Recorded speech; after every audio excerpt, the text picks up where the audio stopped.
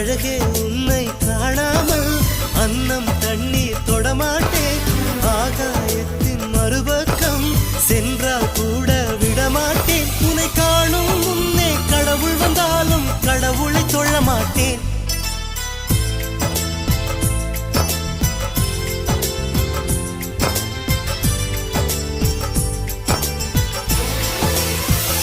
எங்கோ ஓர் சாலை வளைவில் உன் பிம்பம் தொலைந்ததடி. அங்கே